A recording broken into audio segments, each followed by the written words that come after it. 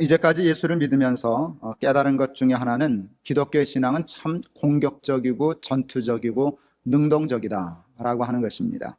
사랑, 겸손, 온유, 욕심 없음, 이와 같은 것들을 이야기하기 때문에 잘못 이해하면 기독교 신앙은 혹시 나약한 것 같지 않은가 이렇게 생각이 들지만 그렇지 않습니다. 온유함과 겸손함과 욕심 없음은 세상의 어떤 강함보다도 더 강한 강함이지 그것이 절대 약하고 나약한 것이 될 수는 없습니다. 니체가 기독교를 오해해서 나약한 것을 숭상하는 종교라고 비판했고, 인간을 나약하게 만드는 하나님은 죽어야 한다고, 또 자기가 죽였다고 얘기를 했지만 그것은 기독교의 본질을 이해하지 못한 것이었습니다. 성경은 인생을 전투로 보고 있습니다. 여러분, 우리가 살아가는 이 세상은 누려야 할 천국이 아니라 천국을 쟁취하기 위하여 싸워야 할 전장터와 같습니다. 여러분, 그러므로 사랑하는 자녀가 세상과 죄에 오염되지 아니하고 세상과 함께 멸망하는 삶을 살게 하지 않으려면 무엇보다도 마귀를 대적하고 세상과 세상의 죄와 싸우는 전투 정신을 갖게 해야 합니다. 그리고 전투하는 기술도 가르쳐 주어야 합니다. 어차피 삶은, 인생은 피할 수 없는 전투입니다. 부인할 수 없습니다. 부정할 수 없습니다. 어느 누구에게도 예외가 없습니다. 사랑하는 아이를, 사랑하는 자녀들을 그 험한 전쟁터와 같은 삶에 내보내는 것이 안쓰러워서 할 수 있는 대로 감싸주려고 하고 할 수 있는 대로 보호해 주려고 하지만 여러분, 그것은 자식을 위하는 일이 아닙니다. 오히려 자식을 망치는 일이고 결과적으로 자식을 패배케 하고 자식을 죽이는 일이 됩니다. 아무리 부모라고 해도 자식의 인생을 대신 살아줄 수는 없고, 아무리 부모라고 해도 자식의 몫의 전쟁을 대신할 수는 없습니다. 내 몫의 전쟁이 있고 여러분, 자식 몫의 전쟁이 따로 있는 것입니다. 정말 자식을 사랑한다면 안쓰럽더라도 자식을 강하게 키워야 합니다. 전투할 수 있는 군인처럼 키워야 합니다. 여러분, 그것이 자식을 사랑하는 부모의 지혜입니다. 하나님은 사랑하는 자녀들을 절대 온실에서 키우지 않으십니다. 편안하게 키우지 않으십니다. 온실에서 편안하게 키우지 않으려 하시는 까닭은 우리가 약해질 것을 두려워하기 때문입니다. 물속에도 집어넣으시고 불 속에도 집어넣으십니다. 환난도 겪게 하시고 불경기도 겪게 하시고 어려움도 겪게 하시고 고통도 겪게 하십니다. 그 모든 것이 여러분 훈련입니다. 근데 그 훈련도 훈련 같지 않고 전투 같습니다. 장난이 아니어서 훈련받는 우리 입장에서 보면 이게 훈련인가? 이거 이러다 죽겠네 싶습니다. 또 하나님이 계신 건 맞아? 하나님이 나를 사랑하시는 건 맞아? 그러다가 너무 힘들면 하나님 계시긴 계신 건가? 싶을 정도로 하나님은 혹독하게 우리를 훈련시키십니다. 많은 사람들은 그것을 통해서 하나님은 의붓아버지인가 보다, 그러니 이렇게 우리를 혹독하게 이르시지 어떻게 자기 친자녀를 이르실 수 있어? 오해할 만큼 우리를 험하게 거칠게 키우십니다. 근데 여러분, 그것이 하나님의 사랑입니다. 그렇게 키우지 않으면 이 험한 세상에서 우리가 싸워 승리할 수 없겠기에 하나님은 우리를 그렇게 강하게 키우시는 것입니다. 그러므로 여러분 자녀를 사랑하면 여러분의 자녀들도 강하게 키우셔야 합니다. 너무 보호하면 안 됩니다. 보호가 지나쳐서 자식을 약하게 만들면 그것은 자식을 망치는 일입니다. 자식을 강하게 군사처럼 키우는 부모의 믿음과 지혜가 있어야 할 것입니다. 하나님의 사람들은 다 용기 있는 사람들이었습니다. 여러분, 성경에 나오는 모든 사람, 한 사람도 빼놓지 말고 성경에 나오는 믿음 있는 모든 사람의 공통점은 강했습니다. 부드러웠지만 약한 게 아니었어요. 겸손했지만 욕심이 없었지만 약한 사람들이 아니었어요. 다 강한 사람들이었어요. 한 사람도 예외 없습니다. 여러분, 믿음의 사람 치고 약한 사람을 한 사람이라도 들어보세요. 믿음이 있었는데 약했다, 믿음이 있었는데 정신이 빠졌다, 나약해 빠졌다, 그런 사람 한 사람도 없습니다. 성경의 사람, 하나님의 사람들은 한결같이 강했고 한결같이 용기 있었습니다. 아브라함은 75세 때 본토 친척 아비집을 떠났습니다.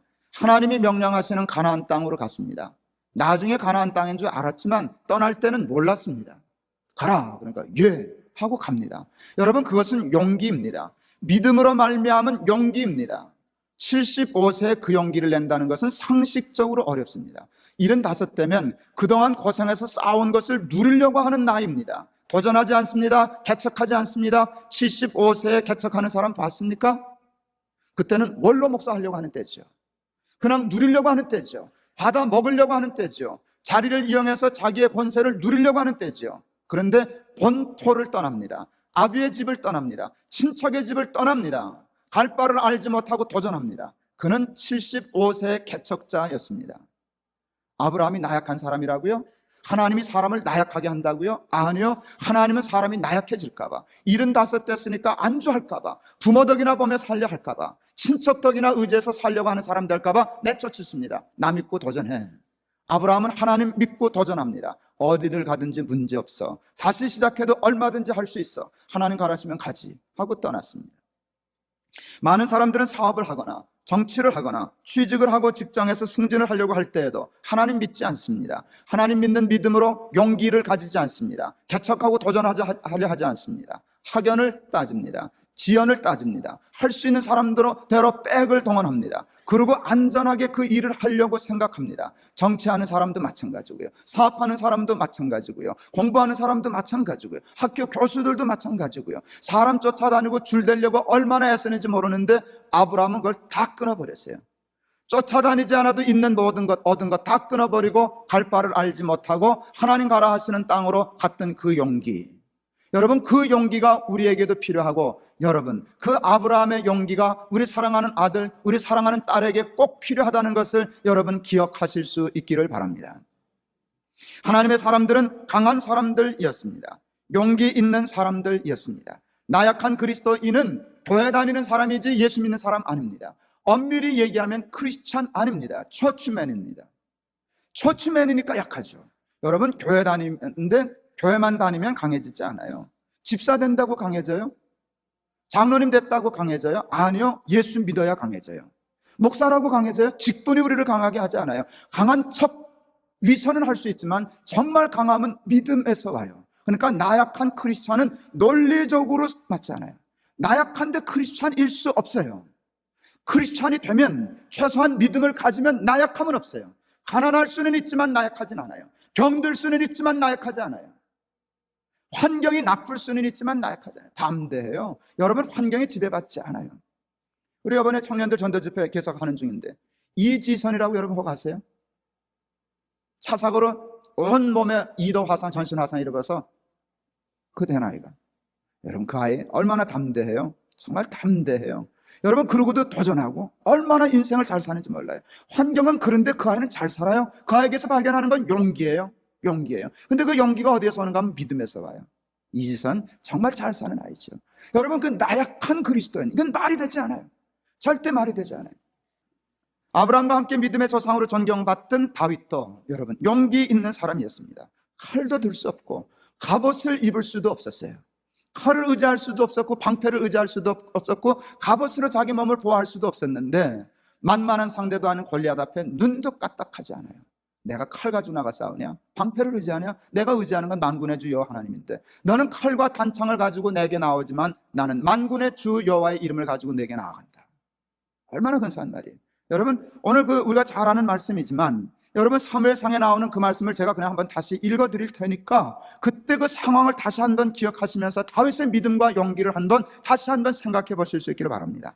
다윗이 사울에게 고하되 그를 인하여 사람이 낙담하지 말 것이라. 여러분, 이게 어린 소년 다윗이 왕 사울에게 하는 말입니다. 말이 바뀌었습니다. 다윗이 두려워할 때 왕 사울이 그래야 됩니다. 사람 때문에 낙담하지 말아라. 골리앗 사람이니라. 우리가 사람 믿고 사는 나라냐? 하나님 믿고 사는 사람이니 얘야 걱정하지 말아라. 근데 이게 바뀌었어요. 사울은 덜덜덜덜 떨고 조금만 다윗이 가서 얘기합니다. 다윗이 사울에게 고하되 그를 인하여, 골리앗을 인하여 낙담하지 말 것이라. 주의 종이 가서 저 블레셋 사람과 싸우리이다. 바뀌었어요. 사울이 가서 야, 내가 싸우고 올 테니까 너 걱정 마저 여기 밥 먹고 있어. 그래야 되는데 다윗이 사울에게 얘기합니다. 임금님 여기 계세요. 제가 가서 골리앗과 싸우리이다.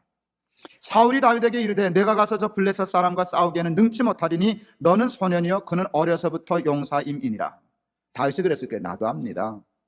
내가 소년이라는 건 나도 알고 그가 용사라는 건 나도 압니다. 근데 다윗이 얘기합니다. 다윗이 사울에게 고하되 주의 종이 아비양을 지킬 때 사자나 곰이 와서 양떼에서 새끼를 움키면 내가 따라가서 그것을 치고, 이렇게 얘기하면서 여호와께서 나를 사자의 발톱과 곰의 발톱에서 건져내셨은즉 나를 이 블레셋 사람의 손에서도 건져내시리이다. 다윗이 믿는 것은요, 하나님이었어요. 하나님이 나를 사자의 발톱에서도 건져내시고 곰의 발톱에도 건져내셨는데 골리앗이라고 안 건져내시겠느냐? 그건 믿음이에요. 다윗이 하는 것은 하나님을 믿는 믿음이었어요. 결국 여러분, 다윗이 나가서 싸웠습니다. 아시죠? 블레셋 장군 골리앗에게 얘기하죠. 너는 칼과 단창을 가지고 내게 나오지만 나는 만군의 주 여호와의 이름을 가지고 내게 나간다. 믿는다면 누구나 다윗이 되어야 합니다. 다윗은 타고난 사람이 아닙니다. 다윗은 믿음이 만들어낸 사람입니다. 우리와 똑같은 사람입니다. 허물 있는 사람입니다. 성정이 있는 사람입니다. 실수하는 사람입니다. 다윗의 위대함은 다윗에게 있는 것이 아니라 다윗의 믿음에 있었습니다. 다윗은 다윗이 만든 사람이 아니라 믿음이 만들어낸 사람입니다. 믿음은 동일합니다. 그 믿음을 가지고 살면 오늘 우리도 다윗이 될 줄을 믿습니다. 다윗으로 산다고 하나님의 자녀가 됐다고 골리앗이 없나요? 힘든 일이 없나요? 캄캄한 일이 없나요? 사방으로 우겨 싸움을 당하는 일이 없나요? 그러나 믿음의 사람들은 두려워하지 않아요. 염려하지 않아요. 하나님을 믿는 믿음으로 당대에 나아가 싸워 승리하는 다윗과 같은 용사가 되는 줄을 믿습니다. 이 외에도 우리는 수도 없이 많은 신앙의 용장들을 성경에서 발견할 수 있습니다. 생사여탈권을 가지고 있는 왕 앞에서도 자신의 신앙의 지조를 꺾지 않았던 다니엘, 그 친구 사드락, 메삭, 아벳느고, 대단하죠. 왕이 만든 금신상에게 절하라, 못한다 그 말이죠. 하나님에게만 절하지 우리는 못한다. 그러면 국렬이 타는 풀무불 속에 집어넣을 텐데 누가 너희를 건져내랴? 당당하죠. 기도 안 주고 우리 하나님이 건져내시죠. 우리 하나님이 능히 건져내시겠고, 그 다음 말은 우리가 더 잘 아시죠. 그렇게 아니하실지라도 왕이 만든 신상에게 절하지 아니할 줄을 아옵소서.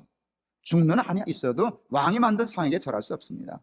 포로로 잡혀간 포로 신분인 다니엘, 사드락, 메삭, 아벳느고, 왕 앞에서도 까딱 기꺾이지 않는 용기가 있었습니다. 어디 기독교가 인간을 나약하게 만듭니까? 어느 기독교인이 나약한 적이 있었습니까?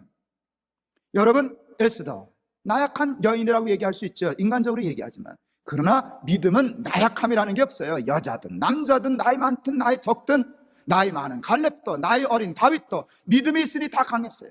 죽음을 두려워하지 않았어요. 죽으면 죽으리이다.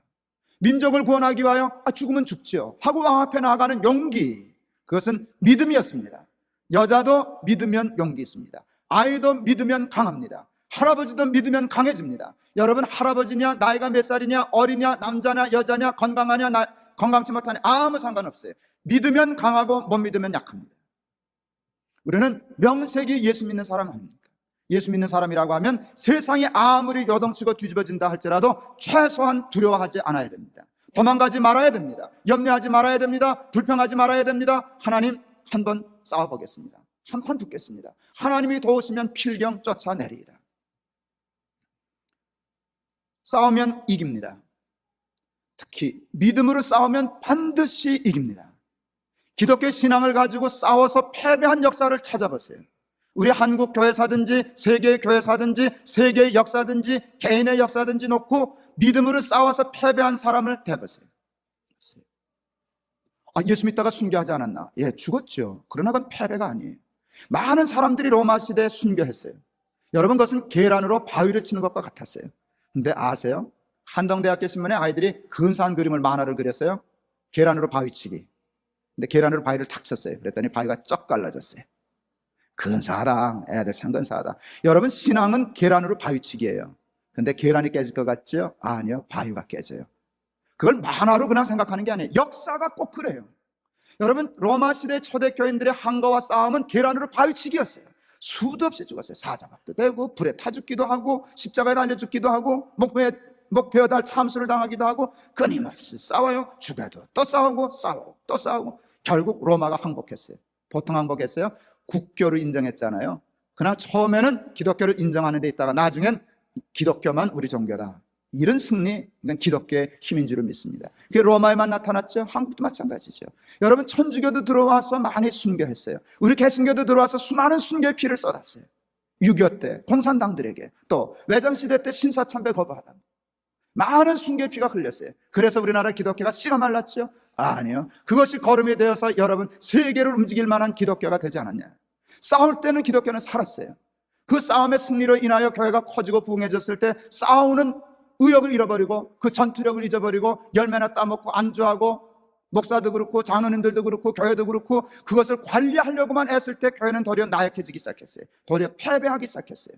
여러분, 싸우면 이겨요. 하나님을 믿는 믿음으로 싸우면 나라도 이기고 교회도 이기고 개인도 이기고 승리할 줄을 믿습니다. 제가 성경을 읽으면서 가진 삶의 철학이 있어요. 너무 싸나워 보이지만 그래도 좋게 들어주세요. 싸우면 7일, 도망가면 40년. 뭔 얘기인지 아시겠죠? 싸우면 7일 끝내요. 도망가면, 겁나서 도망가면 40년 방황해요. 못 들어가요. 40년 방황하고 거기서 낳은 자식만 들어갔지 그들은 광야에서 죽었어요. 힘들죠? 일어나세요. 힘든 일은 자빠지라고 주시는 게 아니라 일어나라고 주시는 것이에요. 힘을 내세요. 힘없을 땐 힘을 내세요. 세상과 싸우세요. 세상에 도전하세요. 정면으로 돌파하세요. 하나님 내게 힘을 주셔서 이기게 해 주시옵소서. 세상을 두려워하지 않게 해 주시옵소서. 그리고 싸워서 승리하게 해 주시옵소서. 이 삶을 내 사랑하는 자식에게 유산으로 물려줄 수 있게 해 주시옵소서. 기도하는 믿음의 부모들이 다 되실 수 있기를 바랍니다.